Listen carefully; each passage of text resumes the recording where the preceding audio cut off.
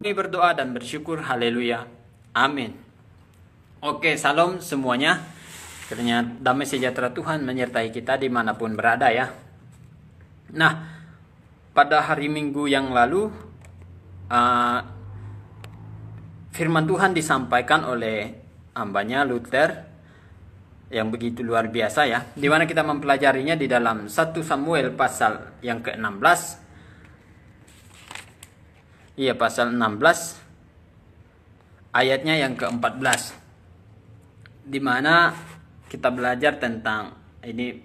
Bagi saya berat ya untuk menyampaikannya, tetapi biarlah kita memahami bersama-sama. Nah, roh jahat yang daripada Tuhan yang mengganggu kepada kehidupan Saul itu diakibatkan karena roh Tuhan pergi daripada Saul. Dan dalam arti Saul yang pada saat itu diurapi dan dipercayakan untuk menjadi raja orang Israel sudah kehilangan penyertaan daripada Roh Kudus seperti itunya. Nah, mengapa sampai terjadi Saul itu, Roh Tuhan itu mundur daripada Saul? Mengapa sampai terjadi Roh Tuhan tidak lagi memenuhi Saul atau tidak lagi memimpin Saul seperti itu? Nah, itu menjadi suatu yang sangat penting bagi kita semua. Yang pertama, Roh Kudus itu di dalam perjanjian lama kita akan menyaksikan Roh Kudus hanya hinggap. Hanya hinggap, berbeda dengan di PB. Di PB itu memenuhi, dan Tuhan Yesus katakan akan menyertai kita sampai kepada akhir zaman. Untuk itu sangat bersyukur kita hidup di zaman perjanjian baru yang sampai saat ini kita masih disertai, dibimbing oleh firman, dibimbing oleh Roh Kudus, Roh kebenaran untuk selalu menuntun kita di dalam kehendak-kehendaknya Tuhan. Tetapi satu hal yang harus kita pegang, bahwa kita bisa saja menolak bimbingan Roh Kudus. Kita bisa saja menyakiti hati Roh Kudus, itu ada di Alkitab. Kita bisa saja membuat Roh Kudus itu berduka karena perbuatan kita, terutama karena kita berbuat dosa. Nah, dan itu harus kita sebagai orang-orang percaya harus hindari secara terus-menerus, yaitu perbuatan dosa yang membuat Roh Kudus itu menjadi berduka di atas kehidupan kita. Nah, tapi di zamannya perjanjian lama, Roh Kudus itu dikatakan hanya hinggap, hanya singgah, dan itu dipakai dikirim Tuhan hanya untuk orang-orang tertentu, untuk melakukan tugas tertentu atau pelayanan tertentu. Misalnya seperti banyak hal, misal di dalam 2 Raja-Raja 17 misalnya kita lihat ada hal-hal yang lain, seperti Tuhan mengizinkan roh-roh jahat mengganggu orang lain. Tetapi di sisi lain kita akan melihat ada nabi-nabi yang diutus oleh Tuhan, yang dipenuhi Roh Kudus, yang dihinggapi Roh Kudus untuk menyampaikan pesan kepada raja-raja Israel pada saat itu. Nah, mengapa Saul sampai mengalami hal yang mengerikan? Bagi saya itu mengerikan. Roh Tuhan yang memimpin Saul yang seharusnya Saul untuk tunduk kepada pimpinan Tuhan, tetapi dia ditolak oleh Tuhan. Kita lihat latar belakangnya di pasal 15. Saya bacakan perintah Tuhan kepada Saul, pasal 15 ayat 2. Saya bacakan untuk kita. Beginilah firman Tuhan semesta alam. Aku akan membalas apa yang dilakukan orang Amalek kepada orang Israel, karena orang Amalek menghalang-halangi mereka ketika orang Israel pergi dari Mesir. Ayat 3. Jadi pergilah sekarang, kalahkanlah orang Amalek, tumpaslah segala yang ada padanya, dan janganlah ada belas kasihan kepadanya.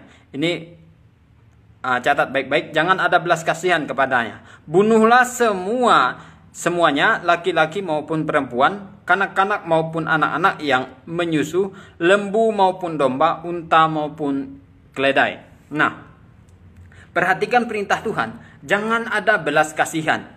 Dan Tuhan itu membalaskan kepada orang Amalek apa yang telah diperbuat oleh orang Amalek di dalam Keluaran pasal 17, di mana orang Amalek memerangi orang-orang Israel untuk menuju ke tanah Kanaan, di mana pada saat itu Musa dan Harun serta saudaranya yang perempuan, jika Musa mengangkat tangannya, maka orang Israel lebih kuat. Tetapi jika Musa kecapean, tangannya diturunkan, maka orang Israel menjadi lemah. Itu kejadiannya ya saat itu. Nah, kemudian yang dilakukan oleh Saul ini seperti apa? Saya akan bacakan di ayat yang ke-8. Saya mulai ayat yang ke-7. Lalu Saul memukulkanlah orang Amalek mulai dari Hawilah sampai ke Syur yang di sebelah timur Mesir. Ayat 8. Agag raja orang Amalek ditangkapnya hidup-hidup, tetapi segenap rakyatnya ditumpas dengan mata pedang. Ayat 9, ini dicatat baik-baik. Tetapi Saul dan rakyat itu menyelamatkan Agag dan kambing domba dan lembu-lembu yang terbaik dan yang tambun. Pula anak-anak domba dan yang berharga tidak mau mereka menumpas semuanya itu. Tetapi segala hewan yang tidak berharga dan yang buruk, itulah yang mereka tumpas. Nah, Saul melakukan yang tidak diperintahkan Tuhan. Yang Tuhan perintahkan adalah Saul harus membasmi semuanya tanpa ampun. Tetapi yang dilakukan Saul apa? Dia malah menangkap raja Amalek hidup-hidup, Agag. Nah, tetapi juga yang menjadi malapetakannya, dia bersama rakyatnya mengambil lembu yang terbaik. Pikirnya mereka itu adalah perbuatan baik untuk untuk mempersembahkan persembahan kepada Allah gitu di Gilgal yang saat itu dipimpin oleh Nabi Samuel ya. Terus kemudian mereka berpikir bahwa apa yang mereka pikir menurut mereka pikir itu benar, padahal melakukan kehendak Allah. Padahal melawan kehendak Allah. Dan ini harus kita pegang baik-baik. Apa yang kita pikir benar, apa yang menurut kita baik, belum tentu benar di hadapan Tuhan. Nah, ini harus dicatat baik-baik. Nah, ini menjadi malapetaka buat Saul, sehingga nanti dia akan ditolak oleh Tuhan. Terus saya akan bacakan ayat selanjutnya di mana Tuhan memperingatkan Saul di ayat yang ke-11. Aku menyesal karena aku telah menjadikan Saul raja, sebab ia telah berbalik daripada aku dan tidak melaksanakan firmanku. Nah, ini yang harus kita pegang baik-baik. Kita kadang berpikir untuk melakukan kehendak Tuhan, untuk melakukan firman Tuhan, kita tidak boleh memframing pemikiran kita menurut kita benar, menurut kita baik. Jangan. Kita harus melakukan apa yang ada Tuhan catat, apa yang diperintahkan oleh Tuhan. Itu mutlak. Tidak bisa ditoleransi. Sekalipun kita berpikir, ini nanti saya pikir ini persembahan terbaik buat Tuhan. Saya akan mempersembahkan buat gereja mungkin. Saya akan mempersembahkan ini untuk kemuliaan Tuhan. Mungkin pikiran kita seperti itu. Tetapi jangan salah bahwa Tuhan itu, nanti kita akan baca, Tuhan tidak membutuhkan korban daripada kita. Tuhan hanya membutuhkan kita itu hormat apa yang dikatakan oleh Tuhan. Kita taat kepada apa yang dikatakan dan difirmankan oleh Tuhan. Saya lanjut di ayat yang ke-12.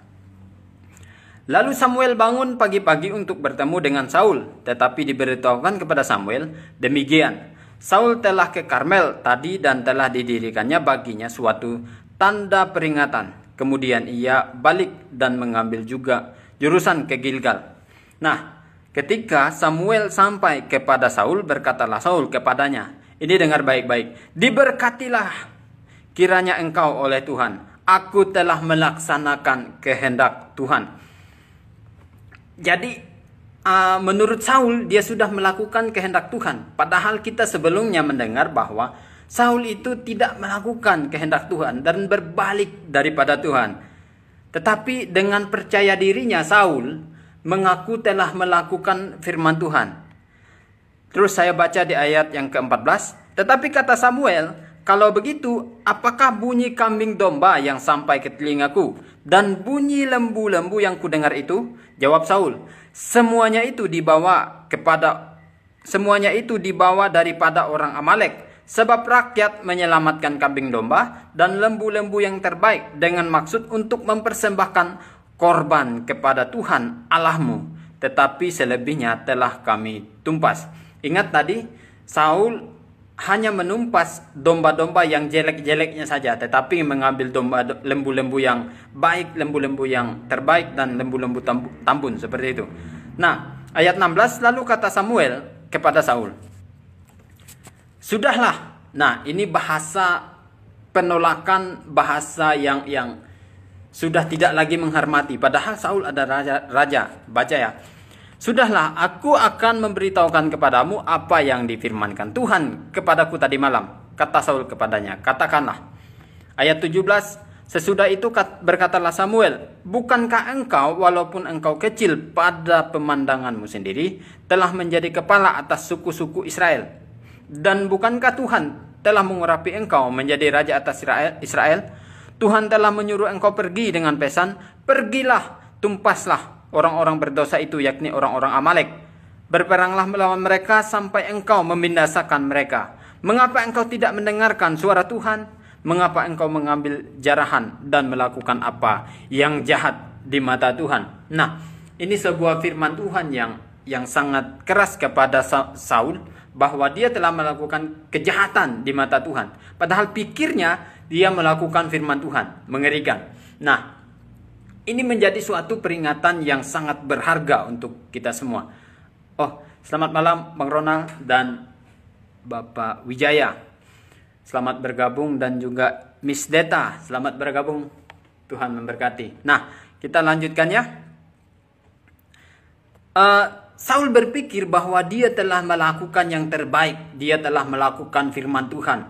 Dengan pikirnya bahwa dia dengan rakyatnya itu akan mempersembahkan lembu domba yang mereka pikir yang sebelumnya persembahan yang diinginkan Tuhan menurut mereka.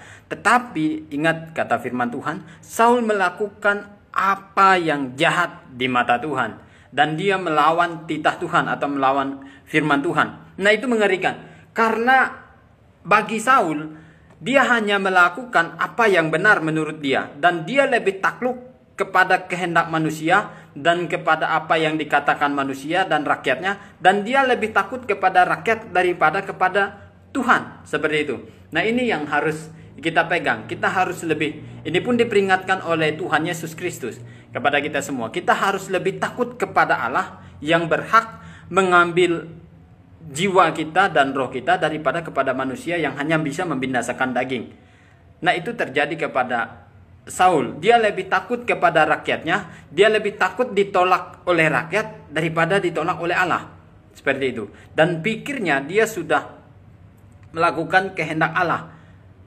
Dia pikirnya karena dia sudah menang, karena dia sudah merampas, karena dia sudah mengalahkan Amalek, dia sudah melakukan kehendak Tuhan. Padahal tidak. Yang paling Tuhan inginkan adalah, saya bacakan di ayat yang ke-22. "Apakah Tuhan?" Tetapi jawab Samuel, "Apakah Tuhan itu berkenan kepada korban bakaran dan korban sembelihan?" Dengar baik-baik. "Sama seperti kepada mendengarkan suara Tuhan. Sesungguhnya mendengarkan lebih baik daripada korban sembelihan. Memperhatikan lebih baik daripada lemak domba-domba jantan." Nah, ini menjadi suatu yang sangat memukul harusnya kepada Raja Saul. Tetapi Raja Saul malah seperti sudah kehilangan akal, kehilangan respon sehat untuk firman Tuhan. Karena satu kejadian buruk, dia lebih takut kepada manusia. Dia lebih takut kehilangan kepercayaan daripada manusia, daripada pengurapan yang dari Allah kepadanya. Sehingga dia lebih memilih untuk melakukan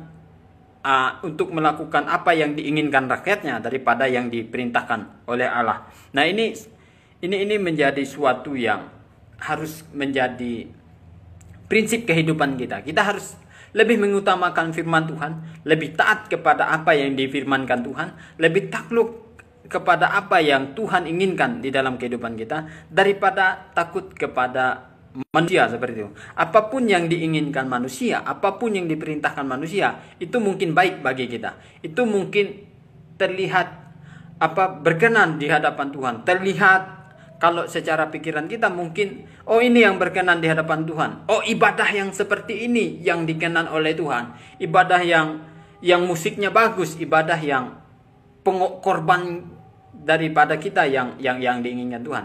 Tidak. Tetapi yang Tuhan inginkan adalah kita mentaati firman-Nya. Kita mentaati, mendengarkan firman Tuhan, melakukan firman Tuhan. Itu yang dikehendaki oleh Tuhan. Ini menjadi sesuatu yang sangat berharga untuk kita semua. Pelajaran yang sangat penting untuk kita semua. Karena Raja Saul, satu hal yang dia lakukan adalah dia tidak taat. Yang pertama, dia tidak taat kepada perintah Tuhan. Yang kedua, dia lebih memilih untuk lebih takut kepada manusia, kepada rakyatnya, daripada mendengarkan titah Tuhan. Dan yang ketiga, dia ini lebih parah.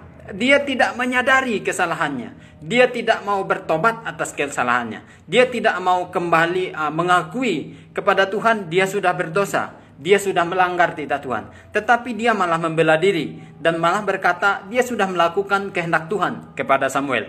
Nah, ini suatu yang mengerikan, benar? Sesuatu yang tidak seharusnya terjadi kepada kita semua. Nah, saya lanjutkan di ayat 23 dari pasal 15. Sebab pendurhakaan adalah sama seperti dosa bertenung, dan kedegilan adalah sama seperti menyembah berhala dan terafim. Karena engkau telah menolak firman Tuhan, maka ia menolak engkau sebagai raja. Nah, ini menjadi titik awal daripada Saul ditinggalkan oleh roh Tuhan seperti itu. Nah, dia ditolak menjadi raja, dan kemudian yang terjadi adalah Saul digantikan oleh Daud yang lebih dipilih oleh Tuhan. Saya lanjutkan. Berkatalah Saul kepada Samuel, lihat ini baik-baik. Aku telah berdosa sebab telah kulangkahi titah Tuhan dan perkataanmu. Tetapi aku takut kepada rakyat. Karena itu aku mengabulkan permintaan mereka. Saul lebih mengabulkan apa yang dikatakan oleh rakyatnya daripada yang difirmankan oleh Tuhan. Pegang. Ini baik-baik. Ini menjadi suatu pembelajaran penting.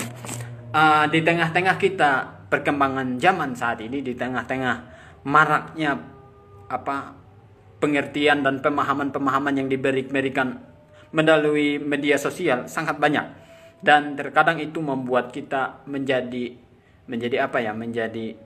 skeptis, menjadi seolah kita tidak lagi percaya kepada satu sumber seperti itu. Kita menjadi bingung mana yang benar dan mana yang salah. Kita menjadi ini perintah Tuhan atau perintah manusia. Kita menjadi ragu untuk mempercayai Tuhan seperti itu. Tetapi yang dikatakan oleh Tuhan adalah kita harus taat kepada apa yang Tuhan perintahkan. Sekarang kan kita ada Alkitab nih. Alkitab kita bisa dibawa kemana-mana melalui handphone kita. Terus kita harus lebih takluk kepada siapa kita dipimpin, yaitu kepada firman dan Roh Kudus. Nah, ayat 25 saya lanjutkan. Maka sekarang ampunilah kiranya dosaku, itu kata Saul. Kembalilah bersama-sama dengan aku, maka aku akan sujud menyembah kepada Tuhan. Nah, ini suatu perkataan rayuan daripada Saul. Kok dia harus Samuel dulu yang kembali kepadanya, yang memihak kepadanya seperti itu. Tetapi dia tidak mau datang secara langsung, padahal bagi pemikiran yang sehat, bagi orang yang berpikir sehat, datang kepada Tuhanlah secara langsung. Tidak harus kamu harus kepada saya baru saya menyembah kepada Tuhan, tidak seperti itu. Saya harus dipimpin seperti ini baru saya datang kepada Tuhan, bukan atas kesadarannya sendiri, bukan atas inisiatif dirinya sendiri, tetapi harus ada orang lain seperti itu, bukan dari hatinya sungguh-sungguh. Ingat, ini catat dan baik-baik. Tetapi jawab Samuel kepada Saul, aku tidak akan kembali bersama-sama dengan engkau, sebab engkau telah menolak firman Tuhan. Sebab itu Tuhan telah menolak engkau menjadi raja atas Israel. Nah, Samuel paham betul apa yang akan terjadi setelah orang ditolak Tuhan seperti itu. Contohnya kepada Saul. Dan Samuel pasti tahu kalau dia memihak kepada Saul, maka hal yang buruk akan terjadi lagi. Makanya Samuel memilih meninggalkan Saul. Padahal dengan meninggalkan Saul, Samuel mungkin akan terancam dibunuh. Nanti kita baca, hidupnya tidak akan tenang karena dikejar-kejar oleh Saul, seperti itu. Nah, tetapi Samuel lebih memilih kepada apa yang dia sebagai imam, dia harus taat kepada Tuhan dan harus melakukan kehendak Tuhan supaya nanti dia tidak terpengaruh dan tidak ikut-ikutan oleh dosanya Saul. Nah, saya lanjutkan. Ketika Samuel berpaling hendak pergi, maka Saul memegang punca jubah Samuel, tetapi terkoyak. Kemudian berkatalah Samuel kepadanya, Tuhan telah mengoyakkan daripadamu jabatan raja atas Israel pada hari ini dan telah memberikannya kepada orang lain yang lebih baik daripadamu. Samuel lebih menyadari bahwa ada orang yang dipersiapkan Tuhan, orang yang terbaik, lebih baik daripada Saul untuk memimpin Israel. Dan Samuel lebih lebih mementingkan itu daripada harus memihak kepada Saul. Tetapi itulah yang menjadi kesadaran harusnya kepada Saul. Dia harus datang sendiri meminta ampun kepada Tuhan, memohon kepada Tuhan atas dosanya. Justru malah dia memohon-mohon kepada manusia. Justru dia lebih berpatokan kepada Samuel. Padahal dengan jelas Samuel sudah menolaknya. Dan Allah sendiri sudah menolaknya sebagai raja. Tetapi dengan berbuat jahat, kalau jubah itu sebagai lambang kehormatannya, kita melihat Saul memegang punca jubahnya Samuel sampai terkoyak. Dan ini suatu pertanda atau lambang daripada, kalau zamannya PL, jubah itu sebagai lambang kehormatan ya. Nah, seperti kehormatannya sendiri yang dirobek, kehormatannya sendiri yang dihancurkan oleh Saul dengan merobek punca jubahnya Samuel, seperti itu. Nah, sehingga kata Samuel, saat ini juga kamu ditolak, dan saat ini juga jabatannya Saul sudah tidak ada lagi atas bangsa Israel sebagai raja, seperti itu. Nah, kemudian saya lanjutkan. Lagi sang mulia dari Israel tidak berdosa, dan ia tidak tahu menyesal, sebab ia bukan manusia yang harus menyesal. Tetapi kata Saul, aku telah berdosa, tetapi tunjukkanlah juga hormatmu kepadaku sekarang, di depan para tua-tua bangsaku dan di depan orang Israel. Kembalilah bersama-sama dengan aku, maka aku akan sujud menyembah kepada Tuhan Allahmu. Sesudah itu kembalilah Samuel mengikuti Saul, dan Saul sujud menyembah kepada Tuhan. Lalu berkatalah Samuel, bawa kemari Agag raja Amalek itu. Dengan gembira Agag pergi kepadanya, sebab pikirnya sesungguhnya kepahitan maut telah lewat. Tetapi kata Samuel, seperti pedangmu membuat perempuan kehilangan anak-anak di antara perempuan-perempuan. Sesudah itu Samuel mencincang Agag di hadapan Tuhan di Gilgal. Nah, jadi Saul ini membiarkan Agag hidup karena pikirnya Agag ini banyak harta, Agag ini banyak kambing domba yang terbaik, sehingga Saul enggan untuk memusnahkannya bersama-sama dengan rakyat, seperti yang difirmankan Tuhan. Tetapi justru Samuel sendiri yang harus mengeksekusi dan harus menyelesaikan apa yang dituntut oleh Tuhan. Nah, Saul menyembah Tuhan karena Samuel, ingat itu. Saul menyembah Tuhan karena Samuel kembali kepadanya, dan Samuel sendiri yang membunuh Raja Agag, seperti itu. Nah,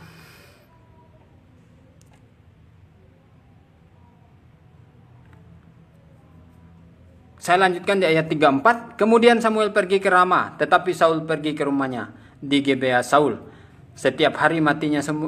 Sampai hari matinya Samuel tidak melihat Saul lagi. Tetapi Samuel berduka cita karena Saul. Dan Tuhan menyesal karena ia menjadikan Saul raja Israel. Nah, suatu pembelajaran yang sangat penting dan sangat berharga bagi kita semua. Dimana kalau kita hidup sebagai orang yang dipersiapkan Tuhan, orang yang diberikan kesempatan oleh Tuhan untuk melakukan kehendak Tuhan. Jangan sampai kita mempermainkan, jangan sampai kita mentoleransi, jangan sampai kita lebih mendengarkan orang lain daripada firman Tuhan yang tercatat. Jangan mentoleransikan kebenaran firman Tuhan atas apapun.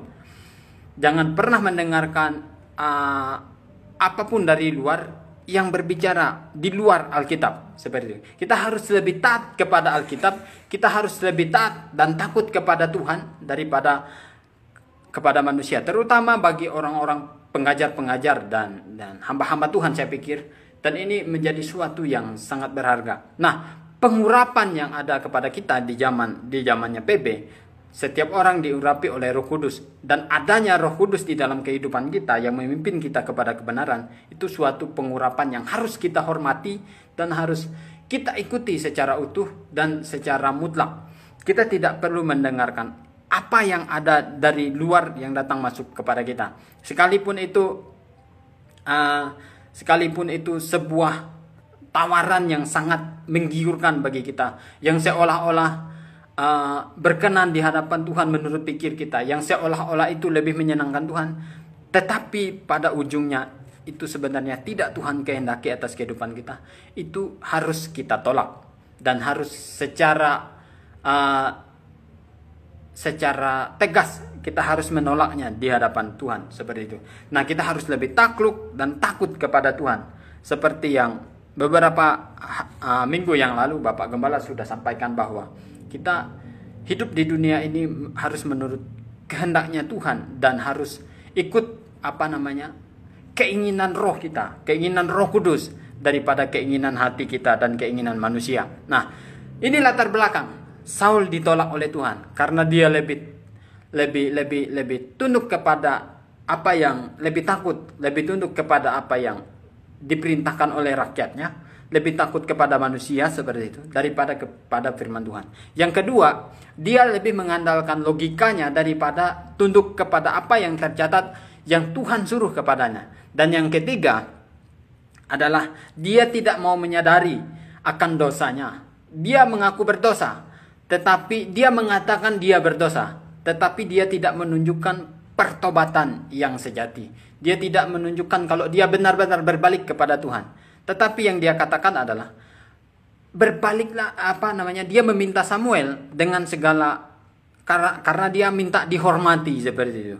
Dia minta Samuel kembali untuk dia menyembah Tuhan karena dia lebih meminta dihormati oleh Samuel daripada dia dari inisiatifnya sendiri. Nah, seperti itu. Kita harus lebih takluk kepada Tuhan. Dan ketiga hal ini menjadi suatu pelajaran penting atas kehidupan kita. Kembali kita ke pasal 16 ayat yang ke-14.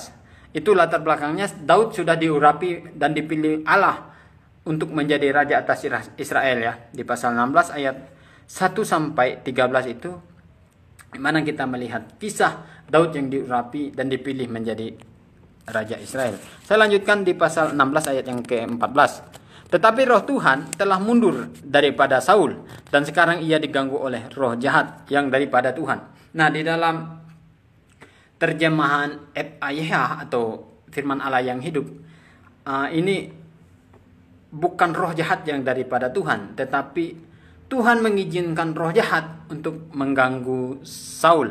Nah, kita tidak tahu, dan ini banyak contoh seperti di dalam hal-hal yang lain, seperti di dalam kitab-kitab 2 raja-raja, dan banyak contoh di sini, ya.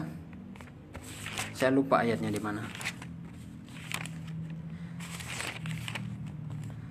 Raja Ahab, di kasus Raja Ahab, di mana ada roh dusta seperti itu, roh dusta untuk mempengaruhi nabi-nabi palsu yang memimpin Raja Ahab untuk pergi berperang sehingga dia dibunuh oleh lawannya pada saat itu. Nah, ini menjadi menjadi pembelajaran yang sangat penting juga bagi kita, di mana kita mempelajari bahwa sebenarnya roh jahat itu tidak berkuasa lagi atas kehidupan kita di zaman PB ini.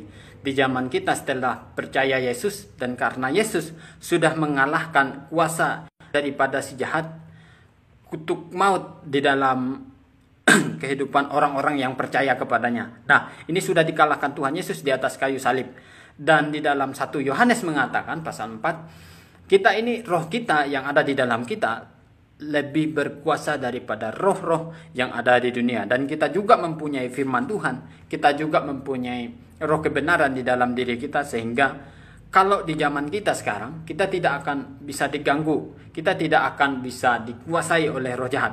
Roh jahat bisa mempengaruhi, mencobai, bisa, tetapi dia tidak bisa berkuasa atas kita. Oke? Nah, banyak orang mengatakan bahwa waktu pengusiran setan misalnya, saya pada pengalaman penting yang saya alami sendiri, di mana saat itu terjadi, ada orang kerasukan, rohnya sangat kuat, sehingga 10 orang megang, 10 orang yang megang harus terpelanting seperti itu. Rohnya sangat kuat, roh setan ini sangat dahsyat seperti itu. Saya pikir begini, masa firman Tuhan sudah mengatakan roh yang ada di dalam saya lebih kuat, lebih hebat daripada roh-roh yang ada di dunia. Sekalipun rohnya apapun itu, saya tidak percaya dia lebih kuat daripada roh yang ada di dalam diri saya. Sehingga saya pada saat itu ikut, dan saya berkata, roh, kok kalian lebih takut kepada dan lebih mengatakan memuji roh ini lebih kuat daripada kalian yang percaya Yesus. Saya berkata seperti itu. Maka dengan percaya diri, karena saya sudah tahu firman Tuhan, karena saya sudah tahu iblis sudah dikalahkan di atas kayu salib, dengan percaya diri dan dengan firman Tuhan yang hidup, saya melakukan saya thinking di dalam nama Yesus, dan saat itu juga langsung dalam keadaan yang hening seperti itu. Nah, ini juga tergantung iman, bukan besar kecilnya iman, tetapi sekecil apapun iman kita, kalau kita mengandalkan Tuhan, mengandalkan pimpinan Roh Kudus, mengandalkan firman Tuhan untuk memimpin hidup kita, maka kita akan melihat karya yang besar. Maka kita tidak akan memandang sesuatu itu lebih besar, sesuatu lebih berkuasa daripada Tuhan. Kita akan melakukan kehendak Tuhan jika kita takluk dan dipimpin oleh Roh Tuhan. Nah, roh jahat yang seperti apapun maksudnya, tidak akan bisa menguasai kehidupan kita, karena kita, apalagi kita, orang-orang yang telah ditebus oleh Tuhan, orang-orang yang telah diselamatkan oleh Tuhan, kita tidak akan mudah, kita tidak akan dikuasai seperti itu, seperti yang terjadi kepada Saul. Nah, Saul setelah dikuasai oleh roh jahat, dia selalu diganggu. Ini merupakan suatu, bagi saya, kalau saya membaca di berbagai penafsiran, saya mengambil kesimpulan bahwa Saul sudah kehilangan kewarasan, maksudnya akal sehat seperti itu.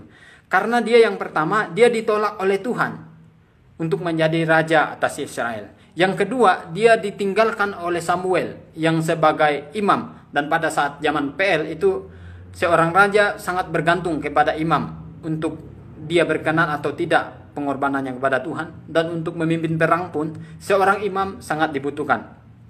Tetapi Saul telah ditinggalkan oleh Samuel. Yang ketiga, dia trauma, mungkin sudah tidak percaya diri seperti itu, sehingga dia mudah kehilangan ketenangan, sehingga dia akan dengan mudah kehilangan akal sehatnya, sehingga seperti kita mungkin bisa melihat seperti orang yang setengah-setengah seperti itu. Mungkin seperti itu. Nah, sehingga dia memerlukan ketenangan jiwanya, ketenangan di dalam hatinya. Sehingga pada saat itu Daud yang dia telah diurapi menjadi raja oleh Samuel, menjadi penghibur, menjadi pemain kecapi untuk menenangkan Saul. Nah, ini menjadi ini menjadi langkah awal Daud menjadi terkenal. Langkah awal Daud dikenal di kerajaan Israel seperti itu. Nah, ini menjadi pembelajaran buat kita pada malam hari ini, menjadi sesuatu yang sangat berharga dan sangat penting, di mana kita harus mentaati Tuhan daripada manusia. Kita harus lebih takut kepada Tuhan daripada perintah manusia. Apapun perintah manusia, apapun yang mengancam kehidupan kita, kita harus lebih takut. Kita harus lebih tunduk kepada firman yang lebih berotoritas di atas kehidupan kita. Nah, saya mau katakan bahwa kita yang telah ditebus, kita yang telah dibayar lunas oleh Tuhan Yesus Kristus dengan darahnya yang mahal. Jika satu orang di antara kita yang percaya disesatkan, maka harga kita sekarang adalah harga darahnya Kristus yang telah menebus kita. Makanya jangan main-main dengan kehidupan kita. Jangan menganggap remeh kehidupan kita. Karena harga hidup kita yang sekarang ini adalah darahnya Kristus. Seperti itu. Darahnya Yesus yang telah, dan darah daripada dan daging daripada Kristus yang telah dicabik-cabik oleh siksaan untuk kita menebus kita pada saat ini. Nah, itu harga untuk kita semua. Jadi mustahil kita dikuasai oleh roh-roh jahat karena harga kita sudah sangat tidak ternilai. Seperti dikatakan di Petrus 1 Petrus pasal 3, bukan dengan barang yang fana, bukan dengan emas atau perak, tetapi dengan darah Kristus. Jadi harga hidup kita sekarang adalah darahnya Kristus di atas kayu salib. Nah, demikian untuk pembelajaran kita pada malam hari ini. Kiranya kita selalu dipimpin oleh Tuhan, selalu takut akan Tuhan. Dan saya akan mengakhiri ibadah komsel kita malam hari ini di dalam doa untuk bangsa dan negara, untuk hamba-hamba